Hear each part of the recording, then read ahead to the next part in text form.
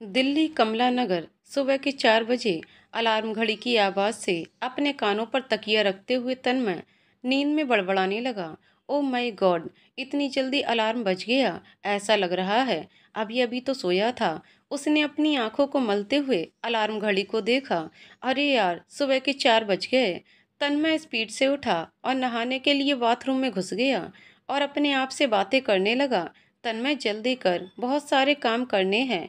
माँ का बर्थडे है, उनको मंदिर भी लेकर जाना है। जल्दी से अपना काम निपटा कर आता हूँ, फिर हम साथ में मंदिर जाएंगे। होठों पर मुस्कुराहट लिए एक बार फिर सोचने लगा, उनके लिए एक बढ़िया सी सिल्क की साड़ी भी तो खरीदनी है।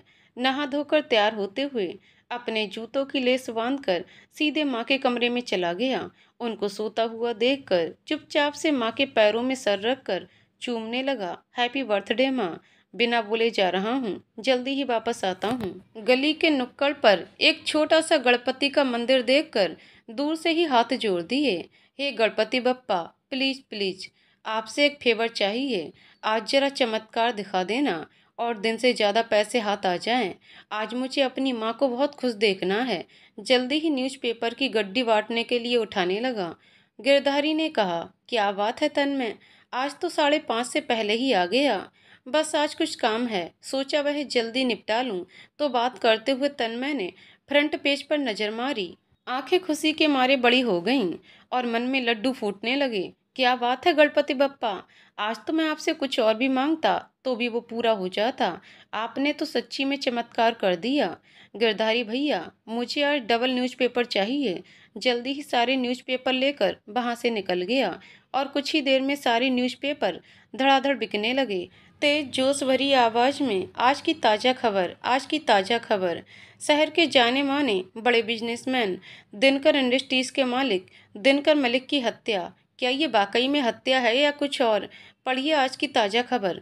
थोड़ा सा मिर्च मसाला लगाकर न्यूज़पेपर ऊंचे दाम में लगा दिए। देखते ही देखते उसके सारे न्यूज़पेपर बिकने लगे। तभी वहां से बड़ी सी ब्लैक लग्जरियस गाड़ी निकली और सिगरेट लेने के लिए एक पान वाली दुकान पर रुक गए। आरोही ने शीशा नीचे किया और पान वाले को एक सिगरेट देने के लिए बोला। उसे न्यूज़पेपर वाले की आवाज़ आने लगी, लेकिन उसका शीशा नीचे किया और पान वाले को एक सिगरेट देने के लिए बोला। उसे न्यूज़पेपर वाले की आवाज़ आने लगी, लेकिन उसका चेहरा नहीं दिख रहा था। दिवाकर मलिक की हत्या, ऐसे शब्द आरोही के कानों में पड़ गए। पूरी रात अपने दोस्तों के साथ मिलकर पब में उसने जितना भी नशा किया था सब एक बार में ही उतर गया। वाट रबिश, ये न्यूज़पेपर वाला क्या बकवास कर रहा है? उसके कान झल्ला गए और गुस्से से लाल हो गई। अपनी गाड़ी से उतरने लगी। इसको तो मैं अभी बताती हूँ। सभी दोस्तों ने उसे पकड़ लिया। आरोही, आरोही छोड़ना, ऐसे ही कोई बक रहा होगा, घर चलते हैं। शट अप, मुझे उससे बात करनी है। ऐसे कैसे वो मेरे डैड के लिए कुछ भी बकवास करेगा? छोड़ो मुझे। आरोही, तुम अभी होश में नहीं हो, उसकी फ्रेंड लीना ने समझाते हुए कहा। बट वो सबको धक्का देकर गाड़ी से उतर गई और लड़खड़ाते पैरों से न्यूज़पेपर वाले के पास पहुंच गई। वो अभी भी अपनी धुन में दिवाकर मलिक की हत्या चिल्लाए जा रहा था। आरोही ने उसकी शर्ट का गिरेबान पकड़कर उसका चेहरा अपनी तरफ कर लिया और अपने उल्टे हाथ से एक जोरदार थप्पड़ उसके गाल पर रख दिया। तन्मय का दिमाग सुन्न पड़ गया। आरोही को ऊपर से नीचे देखता रह गया।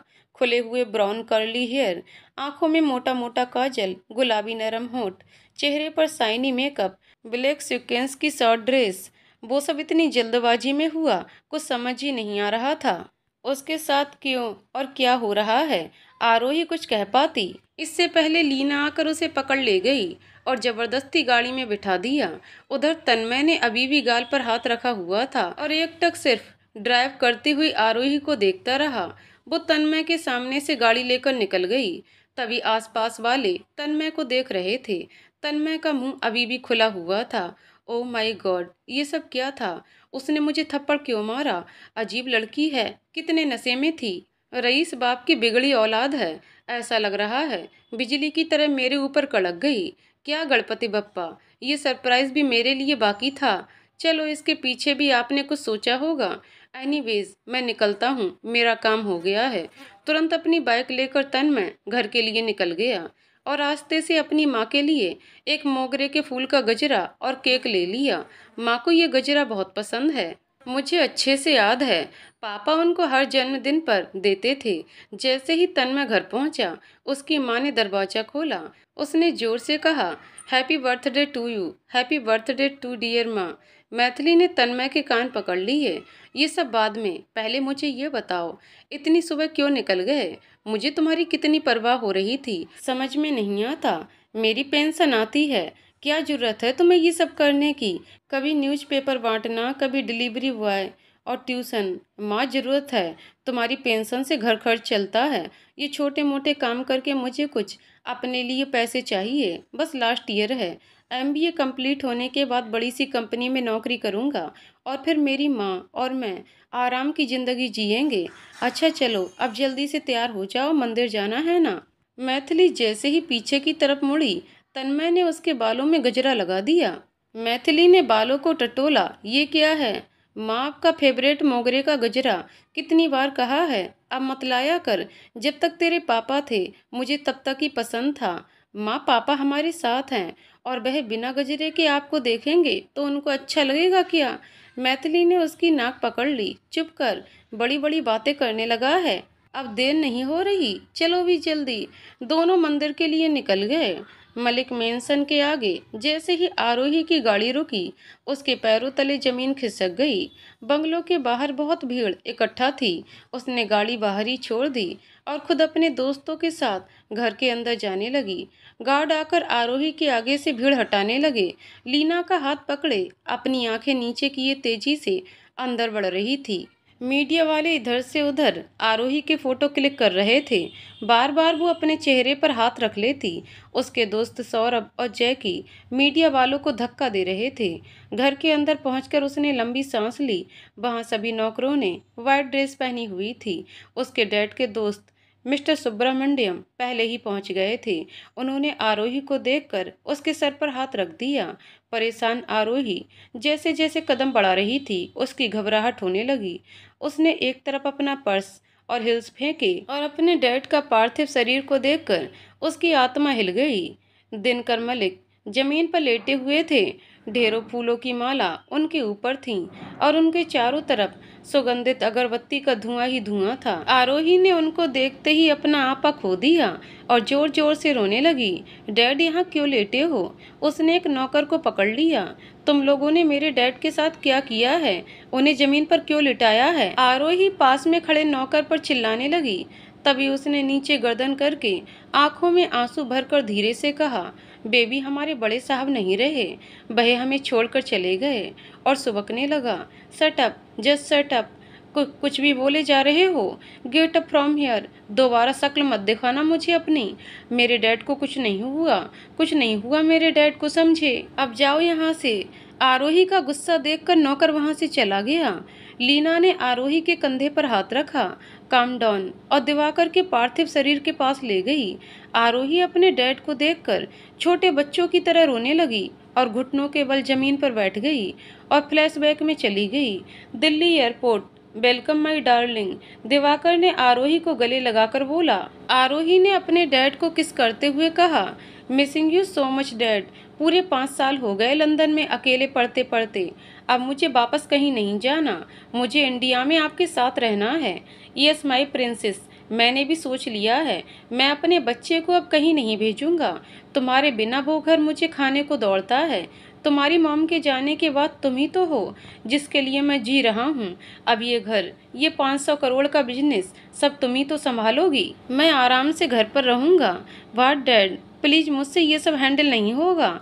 मुझे फैशन को ही अपना प्रोफेशन बनाना है। सो प्लीज आप मेरे आते ही शुरू मत हो जाइए। मुझे बिजनेस बिजनेस नहीं खेलना। मैं तो वर्ल्ड टूर पर जाना चाहती हूँ, अपनी लाइफ को एंजॉय करना चाहती हूँ।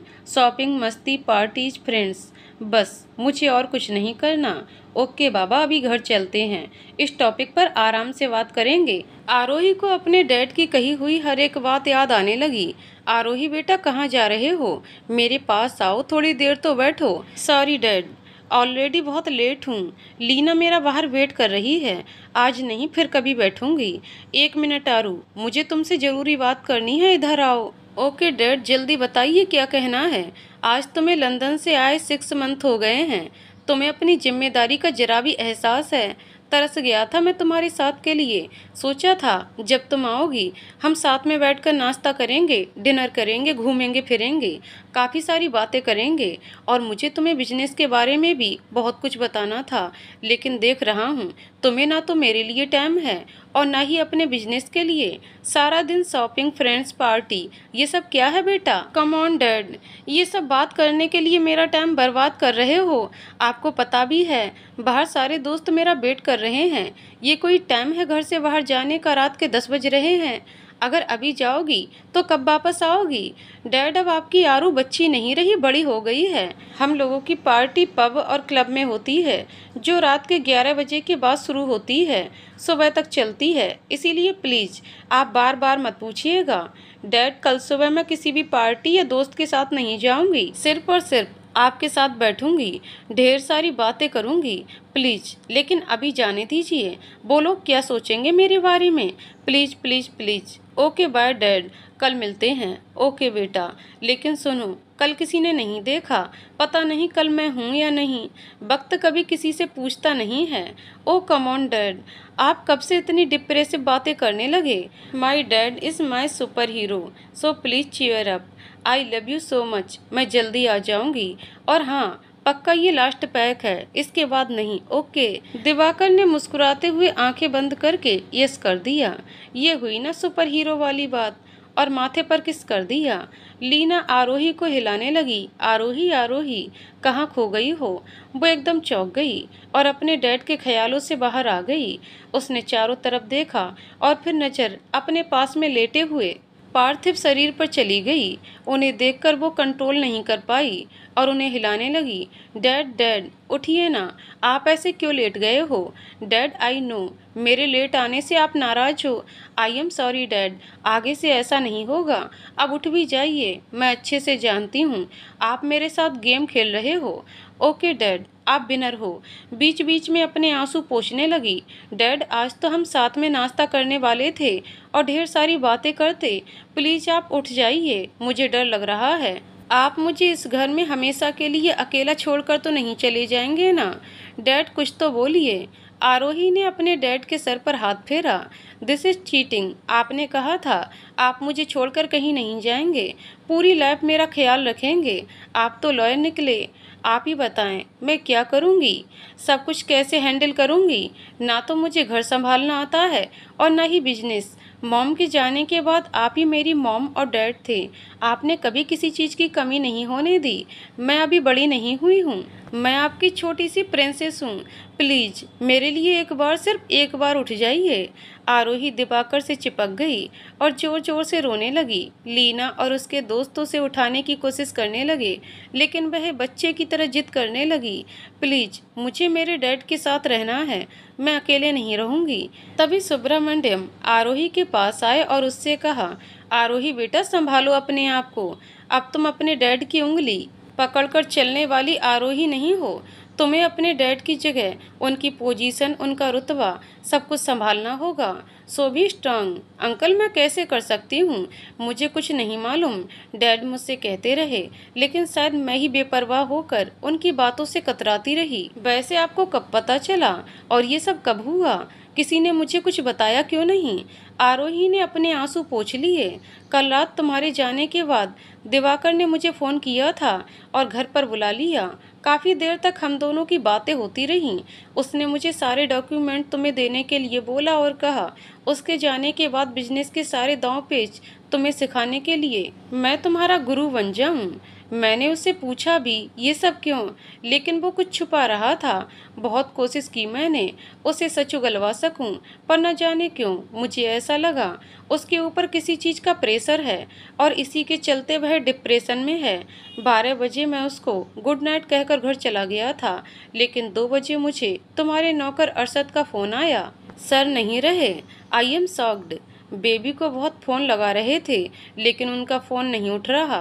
फिर मैंने भी तुम्हें बहुत फ़ोन लगाया, लेकिन फ़ोन नहीं उठा। आरोही ने जल्दी से अपने बैग से फ़ोन निकाल कर चेक किया। Oh my god, shit, 70 missed call. Dad ने भी मुझे कॉल किया था, मैंने कॉल क्यों नहीं उठाया? काश एक बार ऐसा कैसे कर सकती हूँ मैं? आरोही सुब्रमण्यम की बात सुनकर बहुत परेशान हो जाती है। बहुत सोचने के बाद लीना को कहा, मुझे डैड का पोस्टमार्टम करवाना है, अभी के अभी हॉस्पिटल फ़ोन लगाओ। वहाँ खड़े सभी लोग एक दूसरे को देखने लगे। तभी अरशद आरोही के सामने आया और नीचे गर्दन करके हाथ जोड़कर बोला, बेबी जी, साहब को पोस्टमार्टम के लिए मत भेजिए। उनके शरीर की चीर फाड़ करने के बजाय अभी उन्हें अंतिम संस्कार के लिए जाने दीजिए। हिंदू रीति रिवाज के अनुसार मृत व्यक्ति की आत्मा की शांति के लिए हमें सारे रीति रिवाज पंडित जी के बताए अनुसार करने चाहिए। कहते हुए उसकी आंखों से आंसू बह रहे थे। आरोही उसकी बात सुनकर गुस्से में आ गई। सटअप, अब तुम मुझे बताओगे मुझे क्या करना है और क्या नहीं? क्यों ना भेजूं? बताओ मुझे। मुझे अपने डैड की मौत का पता लगाना है। ओके बेट, वैसे तुम क्यों नहीं जाने दे रहे? कहीं तुम लोगों ने मिलकर तो ये सब नहीं किया? बताओ मुझे। आरोही की ऐसी बात सुनकर सभी नौकर दंग रह गए और 2 कदम पीछे हो गए। क्या बात कर रही हो बेबी जी? आप जब छोटी थीं तब से हम साहब के साथ हैं। वो हमारे माई बाप थे, हमारा परिवार थे। उन्होंने कभी हमें नौकर नहीं समझा। उनके रहते हमें कभी किसी बात की कमी नहीं हुई। और आप कह रही हो कि हमने उन्हें मारा है? अरशद फूट फूट कर रोने लगा और रोते रोते जमीन पर बैठ गया। बेबी जी, आज तुम्हारे डैडी नहीं गए, हमारा भी सब कुछ चला गया। हमारे सर से पिता का साया उठ गया है। सुब्रमण्यम और लीना ने अरशद को संभाला। अभी आरोही अपने होश में नहीं है। प्लीज तुम जाओ यहाँ से। आरोही अपना सर पकड़कर सोफे पर बैठ गई। अंकल प्लीज कुछ कीजिए, मुझे अपने डैड की मौत की वजह का पता लगाना है। मुझे पूरा यकीन है किसी न किसी ने डैड को मारा है, क्योंकि अचानक मुझे यूँ छोड़कर चले जाना मेरे लिए शॉकिंग है। थोड़ी देर में एम्बुलेंस आ गई और दिवाकर की बॉडी को पोस्टमार्टम के लिए ले जाया गया। आरोही फूट फूट कर रोने लगी। लीना ने उसे गले से लगा लिया। दुर्गा मंदिर। तन्मय ने मैथिली का हाथ पकड़ लिया। माँ, रात को हल्की बूंदाबांदी से पूरी पहाड़ी पर फिसलन हो गई है। प्लीज संभल कर चलना। आप कहें तो किसी और मंदिर चलते हैं, यहाँ जाना थोड़ा ठीक नहीं लग रहा। तनु बेटा, तू खामखा चिंता करता है। तेरी माँ भी इतनी बूढ़ी नहीं है कि सीढ़ियाँ न चढ़ पाए। तेरे पापा और मैं हमेशा इसी पहाड़ी वाले मंदिर आते थे, इसीलिए मैं आज भी यहीं के दर्शन करूंगी। जो आज्ञा माते। तन्मय एक हाथ में पूजा की थाली और एक हाथ से अपनी माँ का हाथ पकड़कर सीढ़ियों पर चढ़ता चला गया। थोड़ी ही देर में वो लोग मंदिर पहुंच गए। जय माता दी। पंडित जी, पूजा की सारी तैयारियां हो गई हैं। तन्मय ने माता के दरबार में खड़े पंडित जी से कहा, आओ तन्मय बेटा, तुम्हारे कहे अनुसार हवन का सारा सामान आ चुका है, बस तुम्हारी ही प्रतीक्षा थी। थोड़ी ही देर में हवन शुरू हो गया। पूजा विधि समाप्त होते होते 2-3 घंटे हो गए। पंडित जी की दक्षिणा देकर वो लोग वहां से निकल लिए। अच्छा तो चलते हैं पंडित जी। बिल्कुल बेटा, जय माता दी। लेकिन जरा संभल कर जाना, फिसलन थोड़ी ज्यादा है। इस समय पहाड़ी पर आना भक्तगण के लिए थोड़ा रिस्की हो जाता है। बिल्कुल पंडित जी। तन्मय अपनी माँ का हाथ पकड़कर पहाड़ी के नीचे जाने लगा और संभल संभल कर एक एक सीढ़ियाँ उतर रहा था। तभी बकरियों के झुंड चराने वाली 8 साल की लड़की अपनी बकरियों के पीछे दौड़ रही थी। उनका एक मेमना सीढ़ियाँ चढ़ने लगा। वो बेचारी बच्ची उसको बहुत रोकने की कोशिश कर रही थी। तभी उसका सीढ़ियों से पैर फिसलने वाला था। वो अपना बैलेंस खोने लगी। तन्मय की माँ ने देख लिया। बेटा तनु, जल्दी से जा, वह बच्ची फिसल कर नीचे गिर जाएगी, उसको पकड़। हाँ माँ, मैं जाता हूँ, लेकिन आप यहीं बैठना, उतरने की कोशिश मत करना। और वो जल्दी से इस बच्ची के पास पहुंचकर उसका हाथ थाम लिया। बेटा तुम्हें लगी तो नहीं? नहीं भैया, मैं ठीक हूँ। अच्छा तुम मेमने के पीछे मत जाओ, यहाँ बहुत फिसलन है, अभी वह खुद ब खुद नीचे आ जाएगा। बच्ची को नीचे की तरफ उतार दिया, लेकिन तभी उसने देखा कि उसकी माँ खुद अकेले उतरने लगी।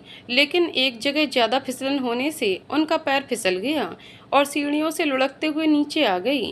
तन्मय पूरी ताकत के साथ चिल्लाया, माँ मैं आ रहा हूँ। उसकी आवाज़ पूरी पहाड़ियों में गूंज गई और वापस लौट कर आने लगी। माँ मैं आ रहा हूँ, माँ मैं आ रहा हूँ। वो भी दौड़कर सीढ़ियाँ चढ़ने लगा। जब तक वह अपनी माँ के पास पहुँचा, उनके सर में चोट लग गई, काफ़ी खून बह चुका था। तन्मय अपनी माँ की ऐसी हालत देखकर घबरा गया। माँ, मैंने आपको मना किया था, आप नीचे उतरकर क्यों आए? तो तनु, अपना ख्याल रखना। उसकी माँ इतना ही बोल पाई। तन्मय ने रोते हुए जल्दी से अपनी माँ को गोद में उठाया और सीढ़ियों से नीचे उतर गया और टैक्सी में बिठाकर हॉस्पिटल के लिए चलने के लिए बोला। रास्ते में ट्रैफिक सिग्नल पर रेड बत्ती होने से गाड़ी खड़ी रही। तन्मय की जान निकल रही थी। बार बार घबराते हुए अपनी माँ को थपथपा रहा था। माँ, ठीक तो हो ना? उनका खून बंद करने के लिए अपनी शर्ट उतारकर सर से बांध दी। सिग्नल क्लियर होने के बाद गाड़ी एक बार फिर दौड़ पड़ी, लेकिन फिर भारी भरकम मात्रा में सब यात्रा में भीड़ के कारण उनकी गाड़ी रुक गई। तन्मय भगवान से प्रार्थना करने लगा, प्लीज भगवान, मेरी माँ को बचा लो। और चिढ़ने लगा, ये लोग जल्दी क्यों नहीं जा रहे? सर, शहर के बहुत बड़े बिजनेसमैन दिवाकर मलिक की सबकी यात्रा है, इसलिए भारी तादाद में भीड़ है। दिवाकर मलिक का नाम सुनकर तन्मय कुछ चौंका और आंखों में आंसू भर लाया। उसे अपने एक एक लफ्ज याद आने लगे। एक पल को लगने लगा, किस तरह मैं सुबह मसाला लगाकर इस खबर को बेच रहा था। किसी के लिए मौत की खबर कितनी दर्द भरी हो सकती है, ये अब पता चल रहा है। ठीक किया मेरे साथ उस लड़की ने। माफ़ करना भगवान जी, मैं अब कभी किसी मौत की खबर को सरेआम नहीं बेचूंगा।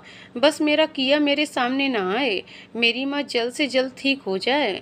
सफ़ेद सलवार सूट में बदहवास सी हालत में उसी थप्पड़ मारने वाली लड़की को पिता की अर्थी के सामने देखकर तन्मय के रोंगटे खड़े हो गए और उसके लिए दुख होने लगा। फिर अपनी माँ की तरफ देखकर एक बार फिर उसके दिल के टुकड़े टुकड़े होने लगे।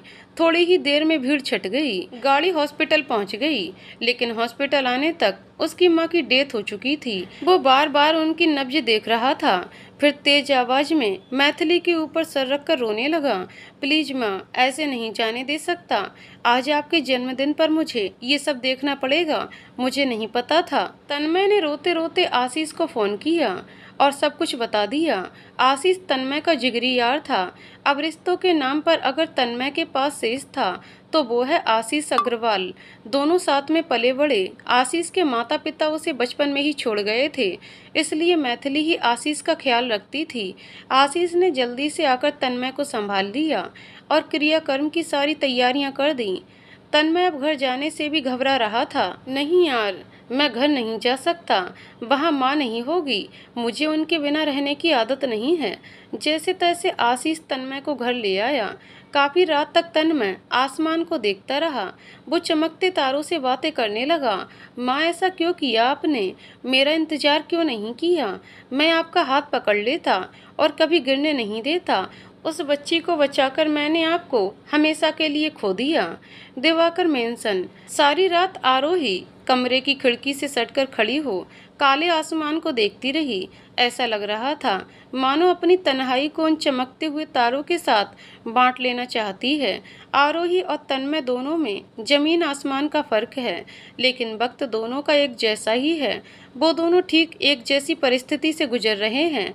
आरोही चुपचाप खड़ी शून्य में देखती रही। तभी उसका नौकर अरशद अपने हाथ में फ़ोन लिए दरवाजे पर नॉक करता है। बेबी जी, मे आई कम इन? आपके लिए फ़ोन है। आरोही आंखें बंद कर उसे अंदर आने की इजाज़त देती है। बड़े साहब के दोस्त धनंजय सब्बरवाल का फ़ोन है। ओके। उसके हाथ से फ़ोन लेकर आरोही फ़ोन अपने कान पर लगा लेती है। जी अंकल। हेलो आरोही बेटा, बहुत दुख हुआ ये जानकर। रोते हुए उसने कहा, कल ही तो उससे मेरी बात हुई थी। हम दोस्ती नहीं सगे भाई के जैसे थे। काश मौत मुझे भी उसके साथ ले जाती। अकेले जीने का क्या फ़ायदा। लेकिन भगवान भी जानता था, हम दोनों को एक साथ ले लेता तो तुम इस दुनिया में बिल्कुल अकेली हो जाती।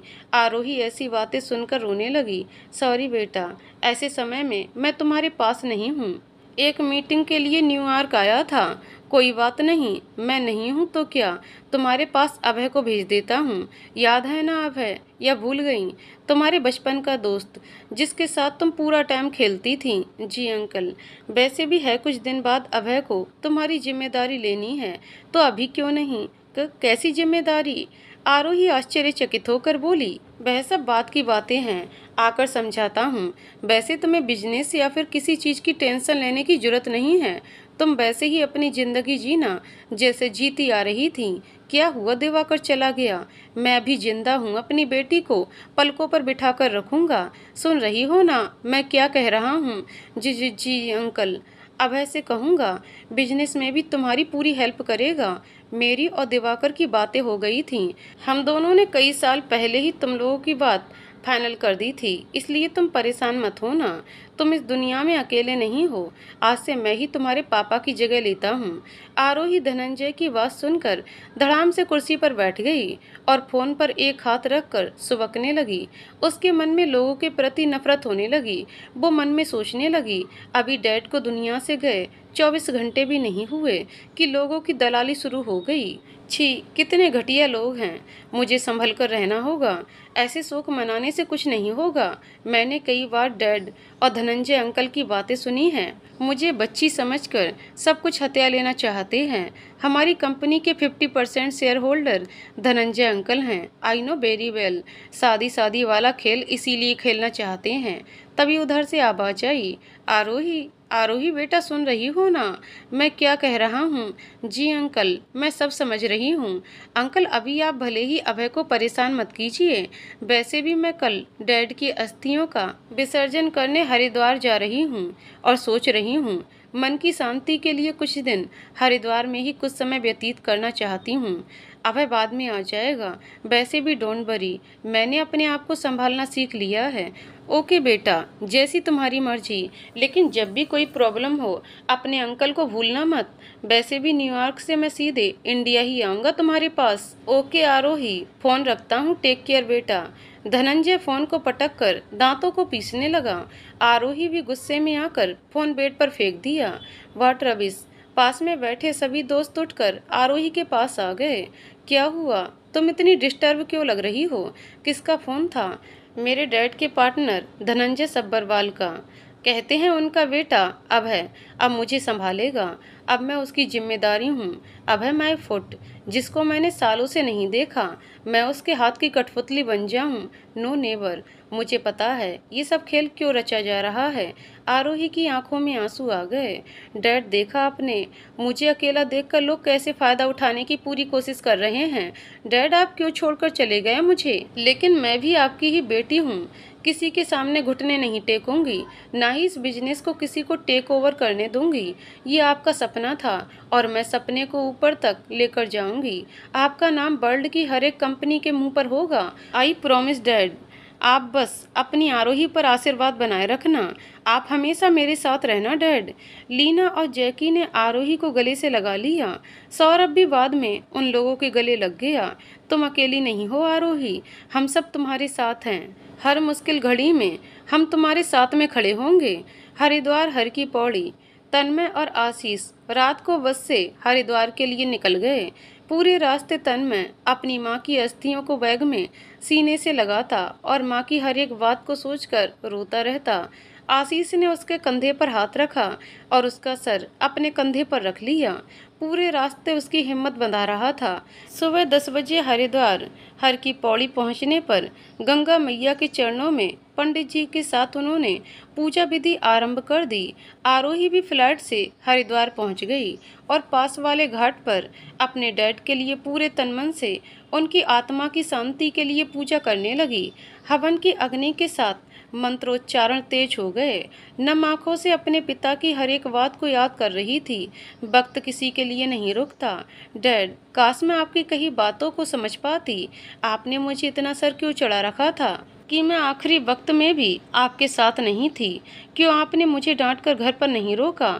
आरोही तेज तेज रोने लगी। बेटी, ये संसार का नियम है। अभी आप आत्मा की शांति के लिए पूजा कर रही हैं। अपने आंसू बहाकर जाने अनजाने में उनकी आत्मा को कष्ट पहुंचा रही हैं। बिना रोए गंगा मैया से विनती कीजिए, आपके पिता को अपने चरणों में स्थान दे दें। अपने आंसू पोंछकर आरोही ने लाल कपड़े में बंधी हुई अस्थियां अपने हाथ में ले लीं।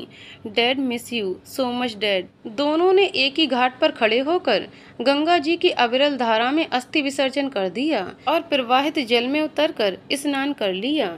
आरोही डुबकी लगाकर जल से जैसे ही निकली, अपने खुले हुए बालों को जोर से झटक दिया।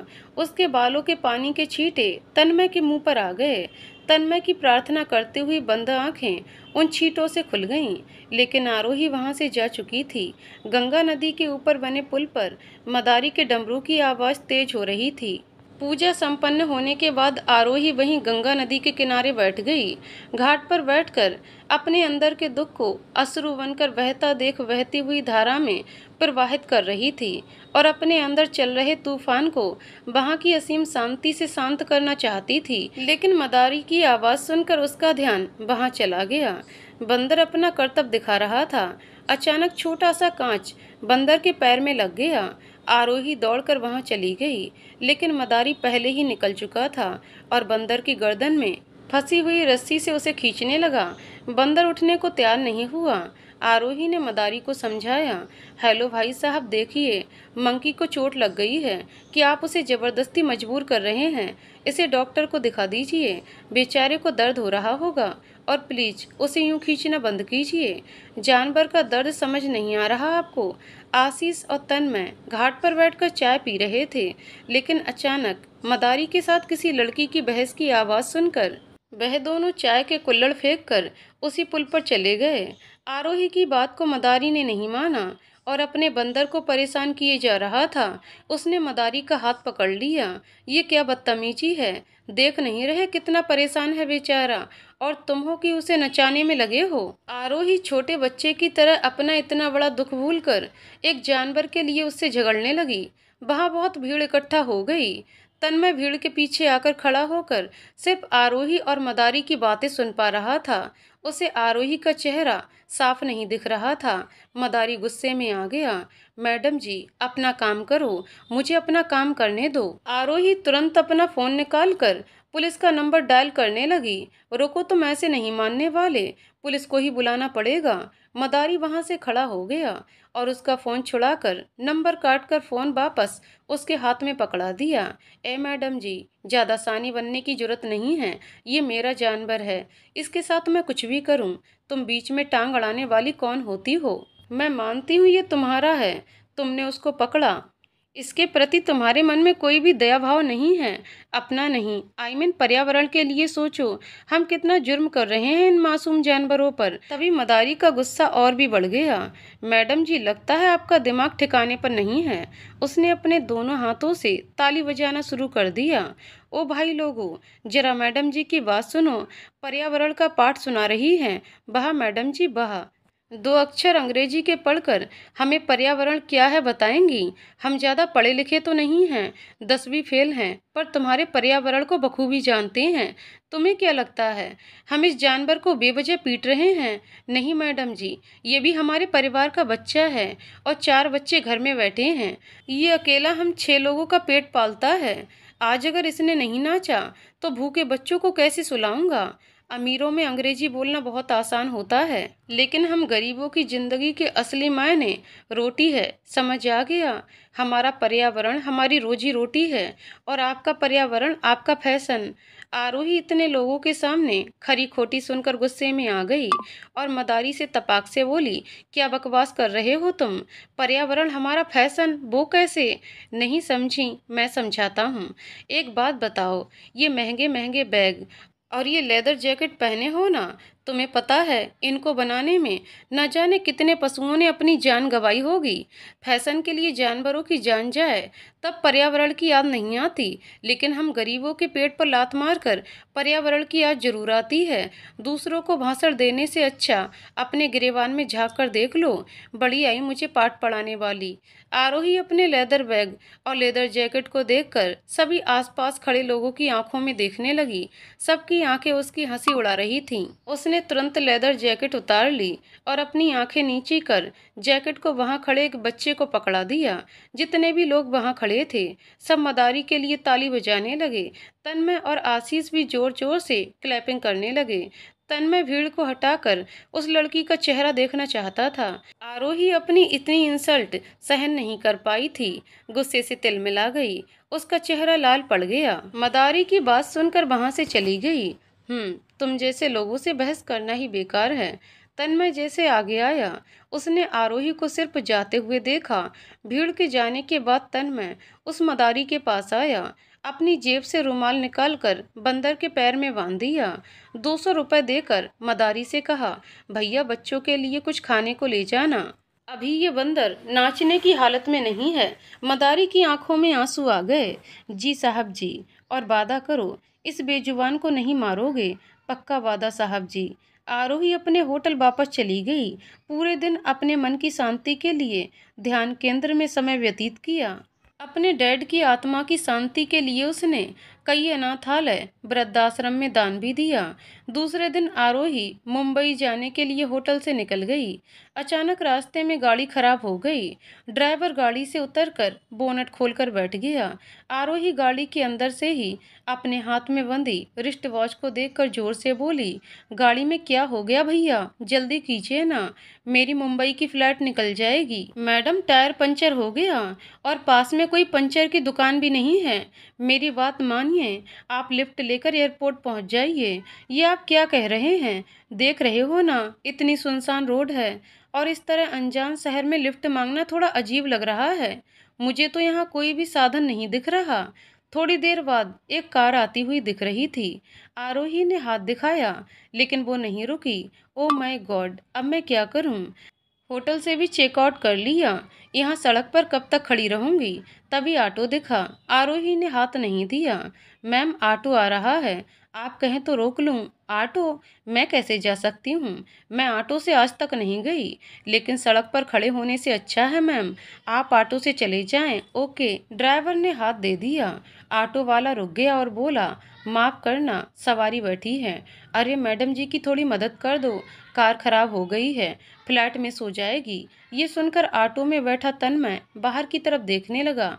आरोही को देखकर उसने अपने गाल पर हाथ रख लिया। ओ माय गॉड, ये तो वही थप्पड़ वाली लड़की है। यहाँ क्या कर रही है? हो सकता है, अरे हाँ, अपने पापा के लिए हरिद्वार आई हो। लेकिन उसके अंदर बहुत गिल्ट भी था। उसने ऑटो वाले को कहा, आप मैडम को बिठा लीजिए, हमें कोई प्रॉब्लम नहीं है। ड्राइवर ने आरोही को ऑटो में बैठने के लिए बोला। आशीष ऑटो वाले के पास जाकर बैठ गया। आरोही तन्मय को देखकर सोचने लगी, ये चेहरा कुछ जाना पहचाना सा है। फिर उसने ज्यादा ध्यान नहीं दिया और चुपचाप जाकर बैठ गई। तन्मय बार बार आरोही की तरफ देखता और माफी मांगने के लिए अपने अंदर हिम्मत जुटाने की कोशिश कर रहा था। हे भगवान, कैसे इससे माफी मांगूं, समझ ही नहीं आ रहा। एक बार फिर चाटा मार दिया तो? अपना मन पक्का करके उसने माफी मांगने के लिए आरोही की तरफ देखा, लेकिन तभी आरोही की नजर भी तन्मय से मिल गई। वो उसे घूर कर देखने लगी और मन में सोचने लगी, अजीब लड़का है, कितना घूर घूर कर देख रहा है। तन्मय ने डर कर आंख नीची कर ली और इधर उधर देखने लगा। कुछ देर बाद एयरपोर्ट आ चुका था। आरोही अपना लगेज लेकर जैसे ही उतरी, तन्मय की जुबान उसके हलक में अटक गई। वो उसकी तरफ देखता रह गया, कुछ ना बोल पाया। लेकिन अचानक उसमें हिम्मत आ गई और उसने जोर जोर से चिल्लाना शुरू कर दिया, ओ मैडम जी, मैडम जी। लेकिन आरोही ने जानबूझकर नहीं सुना। वो मन ही मन सोचने लगी, ओ माय गॉड, ये लड़का भी ना कितने चिपकू होते हैं, कैसे कबूतर की तरह ताक रहा था। अकेली लड़की देखी नहीं कि चिल्लाना शुरू। इतना एक्साइटेड हो रहा है, लगता है एयरपोर्ट पर ही प्रपोज कर देगा। भाग ले आरोही। आरोही तेज कदमों से चली जा रही थी। तन्मय आशीष और ऑटो वाले को जल्दी में बोला, बस 2 मिनट रुकना, मैं अभी आया, और आरोही के पीछे दौड़ लगा दी। तन्मय आरोही के पीछे दौड़ने लगा। हेलो मैडम, सुनिए, मैडम प्लीज रुकिए। लेकिन आरोही स्पीड में चली जा रही थी।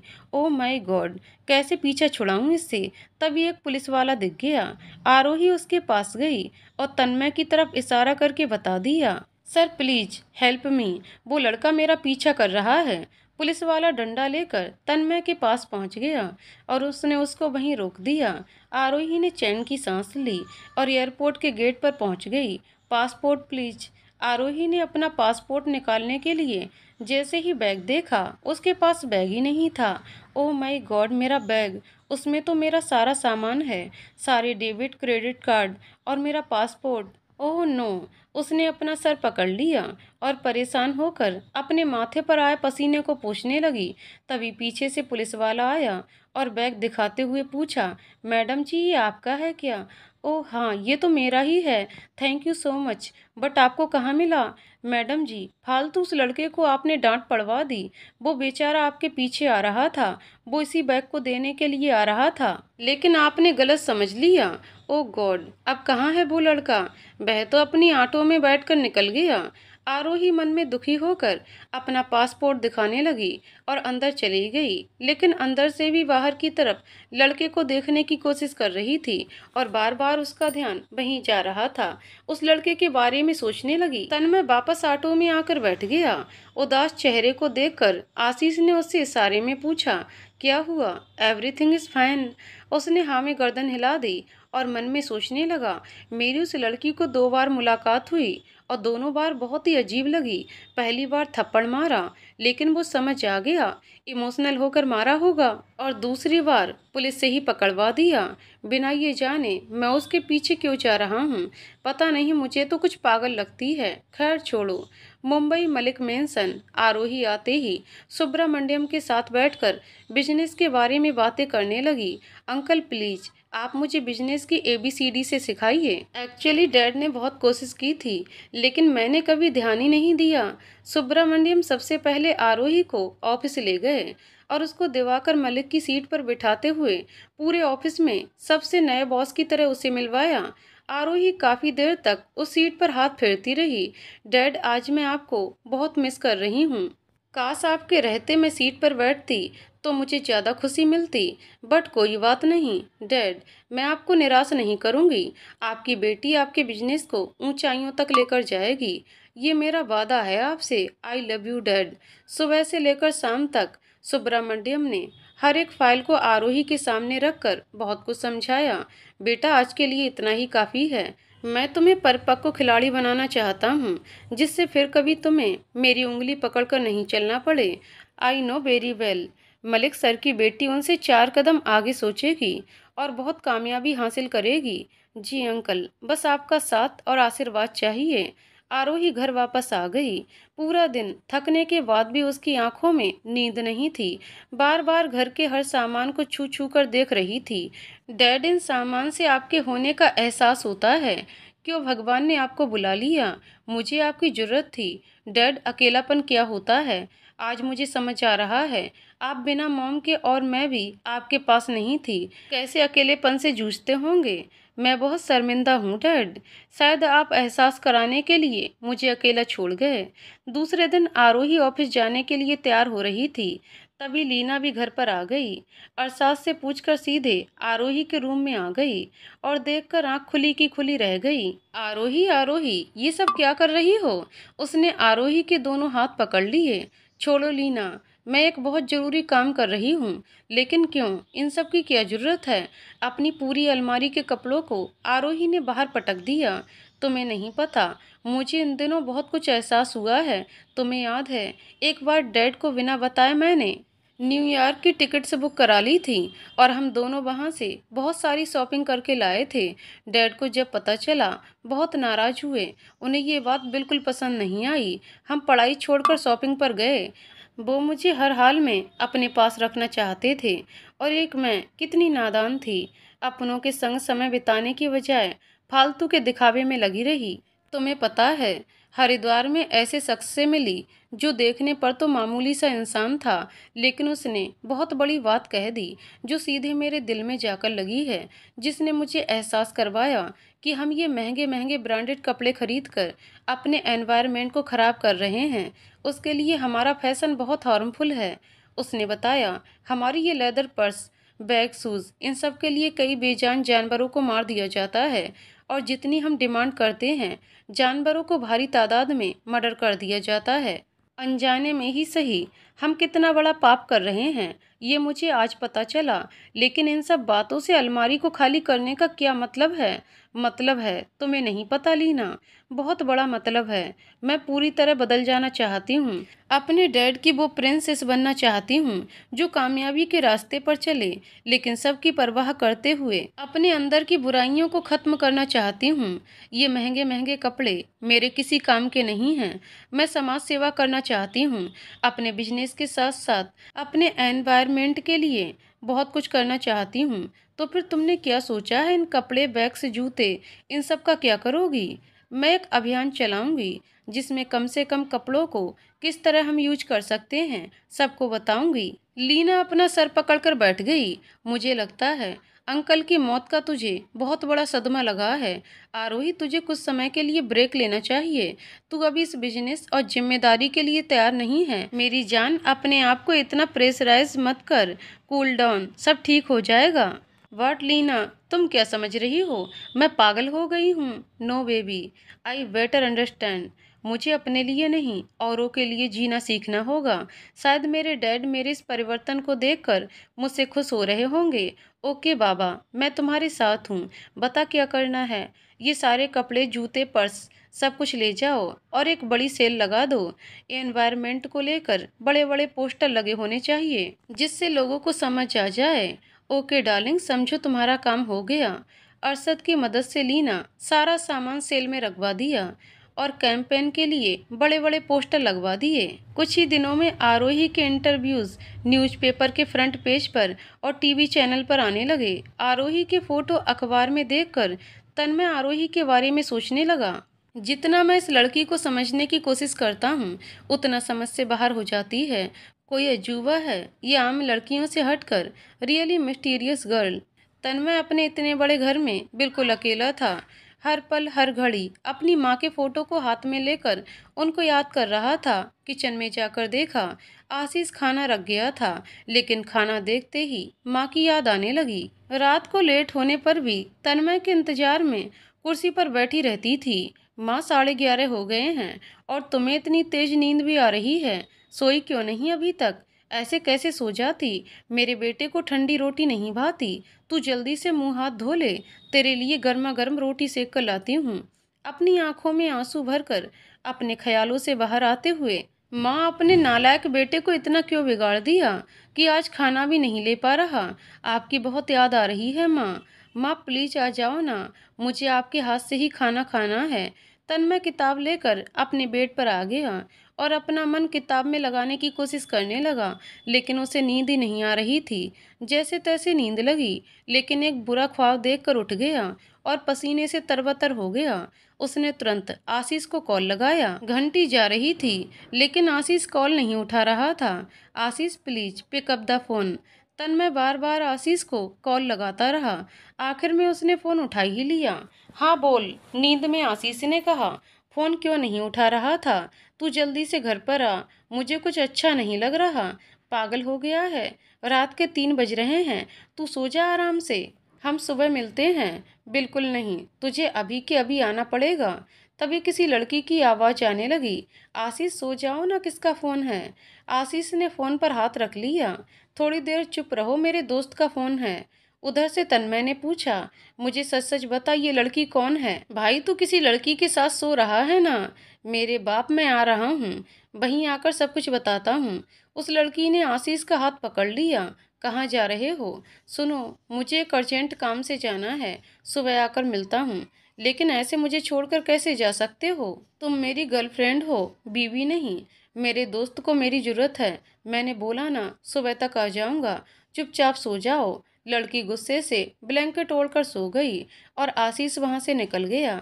आशीष जल्दी से तन्मय के घर आकर अपनी जेब में रखी दूसरी चाबी से दरवाजा खोल लिया। अब बता, क्यों परेशान हो रहा था? तुझे पता है थोड़ी देर पहले ही नींद लगी थी, वो भी तूने खराब कर दी। क्या कहना है तुझे? बोल।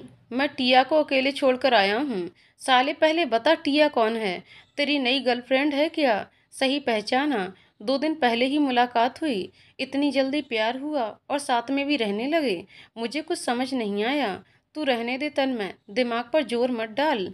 ये सब टाइम पास है। तू बता, क्या कहना चाह रहा था इतनी रात को? आशीष, यार, मैं माँ के बिना जी नहीं सकता। मेरी पूरी दुनिया उजड़ गई। क्या करूँगा मैं, कैसे जीऊँगा? सुबह से लेकर शाम तक उनके बारे में ही सोचता रहता हूँ।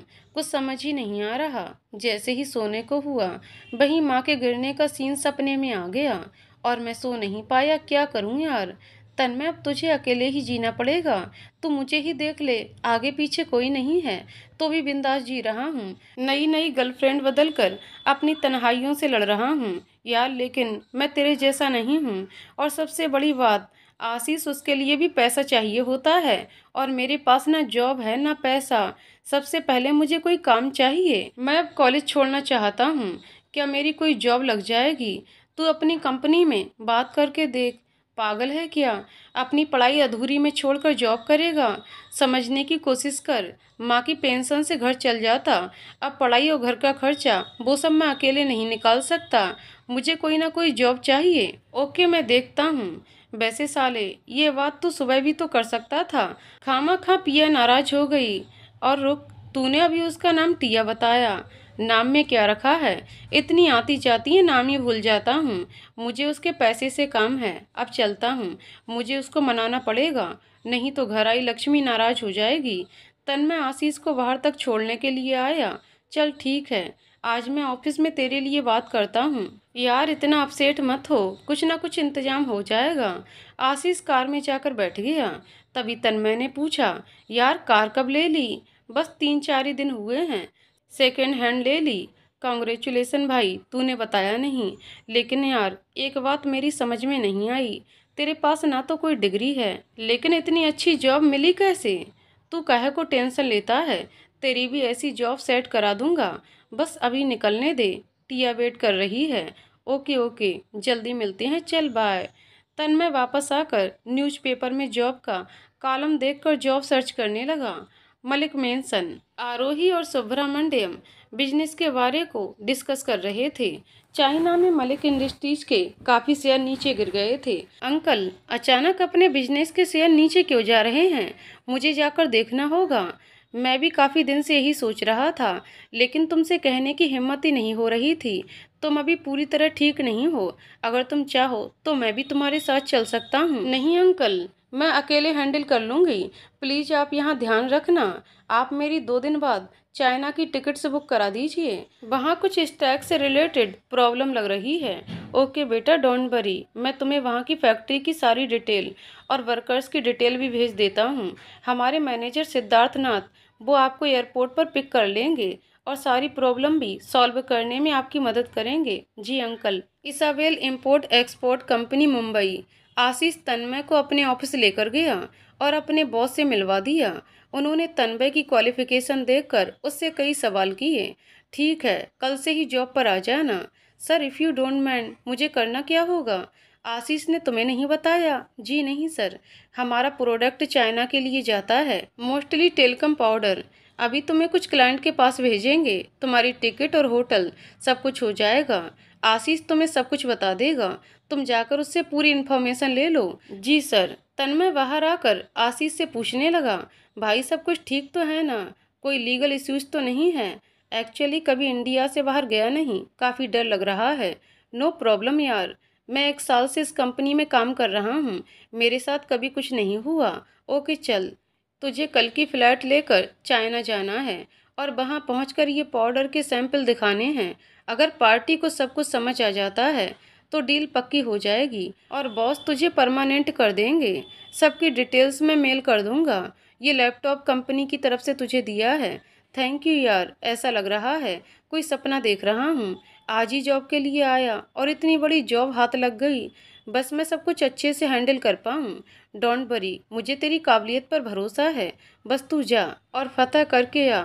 एक बार तेरी नौकरी पक्की होने पर इस जॉब में मज़े ही मज़े हैं। अगले दिन सेम फ्लैट में अजनबी बनकर तन्मय आरोही सेम कंट्री चाइना पहुंच गए।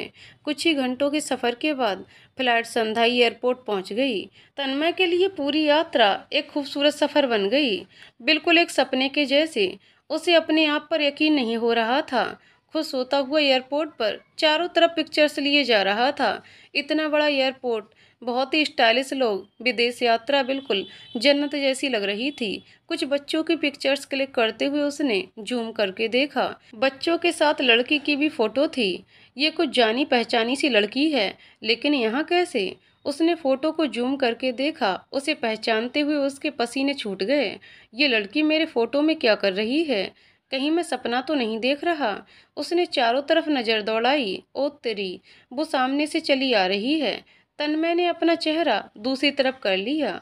ओ माय गॉड, पहली बार चाटा, दूसरी बार पुलिस। अब विदेश में हूँ, पता नहीं यहाँ क्या करवाएगी। यहाँ की पुलिस तो बहुत स्ट्रिक्ट होती है। मुझे तो यहाँ कोई छुड़ाने वाला भी नहीं है। तन्मय बचकर निकल ले। जल्दी से उसने अपना सामान उठाया और अपना चेहरा छुपाते हुए एयरपोर्ट से बाहर निकल गया। आरोही को एक बार को लगा उसी लड़के को देखा है जो उसका पर्स लौटाने आया था, लेकिन तन्मय जल्दी से टैक्सी में बैठकर वहां से गायब हो गया। आरोही अपना सामान लेकर एयरपोर्ट के बाहर खड़ी थी। सिद्धार्थनाथ आरोही मलिक इंडिया के नाम का बोर्ड लेकर बाहर वेट कर रहे थे। आरोही ने देखते ही अपना हाथ हिला दिया। सिद्धार्थनाथ गाड़ी लेकर आरोही को होटल ले गए। रास्ते में काफी देर तक उन लोगों की बातें होती रहीं। सिद्धार्थ, क्या आप मुझे फैक्ट्री की सारी डिटेल्स मेल कर सकते हैं? प्रॉब्लम का मेन मुद्दा कहाँ है? यस मैम, लेकिन अभी आप थके हुए हो। मैं शाम को सारी डिटेल्स मेल करता हूँ। अभी आप होटल में आराम करिए। मैडम, एक और मैसेज देना है। अभय सर भी आपका होटल हयात संधाई में आपका वेट कर रहे हैं। वो आपको सरप्राइज देने के लिए कल ही संधाई पहुंच गए थे। उन्होंने उसी होटल में आपका भी रूम बुक करवाया है। ये सुनकर आरोही के पैरों तले जमीन खिसक गई। उसका मूड ऑफ हो गया। उसने अपना मूड ठीक करते हुए बोला, सॉरी, आप लोगों ने मुझे इन्फॉर्म क्यों नहीं किया? मुझे हयात होटल में नहीं रुकना। आप अभय सर को कुछ मत कहिए प्लीज। पास में कोई होटल हो, वहाँ मेरा रूम बुक करवा दीजिए। इनफैक्ट आप रहने दीजिए, मैं खुद देख लूंगी। नहीं मैम, आप परेशान नहीं हो, मैं देखता हूँ। आरोही अभय का नाम सुनकर परेशान होने लगी। ओ माय गॉड, ये जोकर यहाँ पर! मैं यहाँ अपना बिजनेस हैंडल करने आई हूँ और ये मुझे हैंडल करने आया है। मुझे इससे पीछा छुड़ाना ही पड़ेगा। बचपन में बिल्कुल बंदर जैसा दिखता था, पता नहीं अब कैसा लगता होगा। एक्सक्यूज मी मैम, सिद्धार्थनाथ ने धीमी सी आवाज में बोला। जी बोलिए मैम, अभी कोई भी 7 स्टार होटल में रूम अवेलेबल नहीं है। क्या हम 5 स्टार होटल देख सकते हैं? सिद्धार्थ, आप कहीं भी मेरा रूम बुक करा दीजिए, मुझे कोई प्रॉब्लम नहीं है। बस अभय को इसके बारे में बिल्कुल ना पता चले। जी मैम। थोड़ी ही देर में गाड़ी सिटी होटल संघाई पहुंच गई। तन्मय रिसेप्शन पर ही अपना रूम कीज ले रहा था। जैसे ही उसने पीछे आरोही को देखा, सर पर हाथ रख लिया। ओह नो, कहीं ये मेरा पीछा तो नहीं कर रही? डेफिनेटली मुझे कोई बड़े केस में फंसाने वाली है। मिस्टर तन्मय, रूम नंबर 2601, ये लीजिए आपकी कीज। आरोही इंडियन नेम सुनकर तन्मय को देखना चाहती थी, लेकिन उसने अपने मुंह पर रिसेप्शन से मैगजीन उठाकर रख ली और दबे पांव से निकलने लगा। तभी आरोही ने पीछे से आवाज दी, एक्सक्यूज मी। तन्मय घबराने लगा। अब क्या हो गया? ये मुझे क्यों बुला रही है? मिस्टर, आपका पासपोर्ट। आरोही ने तन्मय के पास आकर उसका पासपोर्ट उसके हाथ में दे दिया। आपके हाथ से नीचे गिर गया। तन्मय ने बिना चेहरा दिखाए पासपोर्ट हाथ से ले लिया और थैंक यू बोलकर जल्दी से लिफ्ट की तरफ चला गया। आरोही मन में सोचने लगी, इंडिया के बंदे में इतना एटीट्यूड, ऐसे थैंक यू कौन बोलता है? मैं ठीक तो लग रही हूँ ना? उसे या तो मेरी शक्ल नहीं देखनी या फिर अपनी नहीं दिखानी। ऐसे छुपा रहा है, पता नहीं इसको किसी की नज़र ना लग जाए। एनीवेज, मुझे क्या, मुझे अपने कमरे में जाने से मतलब है। आरोही चारों तरफ होटल को देखने लगी। नोट बैड मैम, सॉरी, आपके लिए ये होटल ठीक नहीं है, बट सॉरी की कोई बात नहीं सिद्धार्थ। एक्चुअली अब मुझे इन चीज़ों से कोई फ़र्क ही नहीं पड़ता। बस यहाँ की प्रॉब्लम एक बार सॉल्व हो जाए, सब कुछ ठीक हो जाए, मेरे लिए इतना ही काफ़ी है। ओके मैम, मैं आपको शाम को रिसीव करने आता हूँ। यहाँ से हम सीधे फैक्ट्री जाएंगे। अगर आपको कोई भी प्रॉब्लम हो, आप मुझे कॉल कीजिए। ओके। आरोही भी सामान लेकर रूम नंबर 2602 में आ गई। नाइस रूम कहकर आरोही बाहर लॉबी में चली गई। मौसम बहुत खूबसूरत था। ठंडी ठंडी हवा चल रही थी। आरोही के सारे बाल उड़कर उसके चेहरे पर बिखर गए। जैसे ही तन्मय ने लड़की को लॉबी में देखा, सोचने लगा, आशीष ने कहा था यहाँ की लड़कियाँ बहुत खूबसूरत होती हैं, मैं भी ट्राई करके देखता हूँ। तुरंत अपनी लॉबी में कॉफ़ी का मग लेकर आ गया और आरोही की तरफ देखने लगा। आवाज़ लगाते हुए बोला, hello, what's your name? My self Tanmay. Aarohi ने अपने बिखरे बालों का जूड़ा बनाकर चेहरा जैसे ही तन्मय की तरफ किया, तन्मय की सिट्टी पिट्टी गुम हो गई। अरे यार, ये यहाँ भी! तन्मय ने अपना चेहरा दूसरी तरफ कर लिया। मैं तो सोच रहा था कोई फॉरेन होगी, थोड़ा जान पहचान कर लूँगा, लेकिन ये तो वही खतरे की घंटी है। भाग ले तनु। आरोही उसके इस तरह के बिहेवियर को देखकर परेशान होने लगी। तन्मय वहाँ से जाने ही वाला था कि आरोही ने रोक लिया। एक्सक्यूज़ मी, आप वहीं नीचे मैगजीन वाले हो ना? आपको मुझसे प्रॉब्लम क्या है? कि आपकी शक्ल में ही कोई प्रॉब्लम है? यहाँ फॉरेन में आकर जब कोई अपने देश का मिल जाए तो थोड़ा दिल को सुकून मिलता है, लेकिन तुम्हें देखकर लगता है शायद तुम इंडियन जैसे हो, पर इंडियन नहीं, इसलिए अपनी शक्ल दिखाना नहीं चाहते। तन्मय के कदम वहीं रुक गए और वो ना चाहते हुए भी मुस्कुराते हुए आरोही की तरफ देखने लगा, अपने दांत फाड़ते हुए अपना हाथ उठाकर बोला, हाय, तुम यहाँ चाइना में? आरोही ने अपना सर पकड़ लिया। ओके, सबसे पहले सॉरी, एक्चुअली दोनों बार गलती मेरी थी और मैं तुमसे सॉरी बोलना चाहती थी, लेकिन तुम जा चुके थे। I am really very sorry. No no, it's okay, Tanmay ने मुस्कुराते हुए कहा। वैसे सॉरी मुझे भी बोलना था, लेकिन क्यों? तुमने तो कुछ किया ही नहीं। एक्चुअली जब आपके फादर की डेथ हुई थी, मैं न्यूज़पेपर, याद आया आपको? और आपने आकर इस गाल पर चांटा दिया था। तन्मय ने गाल से सहलाते हुए बोला। मुझे याद है, उस वक्त मैं इमोशनल हो गई थी। अरे नहीं, गलती मेरी थी, मेरा किया मेरे सामने था, इसलिए मैं आपकी कंडीशन समझ सकता हूँ। उस दिन मेरी माँ भी नहीं रही, बट उस सॉरी। तब मुझे एहसास हुआ मैंने आपके पापा की डेथ की खबर को पैसा का जरिया बनाया था, इसीलिए मुझे सज़ा मिली है। आई एम रियली वेरी सॉरी, मुझे माफ़ कर दीजिएगा, लेकिन वो तो आपका काम था, उसमें माफ़ी की कोई बात नहीं। हम दोनों ने एक दूसरे को माफ़ किया। स्माइल करते हुए अपने अपने कमरे में वापस चले गए। तन्मय छुपकर लॉबी में देखने लगा, लेकिन आरोही जा चुकी थी। आरोही अपने रूम में वापस आकर तन्मय के बारे में सोचने लगी। हम दोनों के साथ एक साथ हादसा हुआ, दोनों के ऊपर से माता पिता का साया एक साथ उठ गया। कैसा इत्तेफाक है, और अब चाइना में भी एक साथ एक ही होटल में। कुछ अजीब लग रहा है, एक ही बंदा बार बार टकरा रहा है। खैर, लड़का तो सीधा है, मुझे उससे क्या प्रॉब्लम हो सकती है। तभी अभय का फोन आरोही के फोन पर आने लगा। हे भगवान, अब इस इडियट को क्या चाहिए, फोन क्यों कर रहा है, और मैं इससे पीछे छुड़ाने के लिए क्या बोलूँगी। सोच आरोही सोच। आगे की कहानी अगले वीडियो में। तो दोस्तों, आपको कहानी कैसी लगी कमेंट करके जरूर बताइएगा। कहानी पसंद आई हो तो वीडियो को लाइक शेयर करें और चैनल को सब्सक्राइब करें। कहानी को पूरा सुनने के लिए बहुत बहुत धन्यवाद दोस्तों।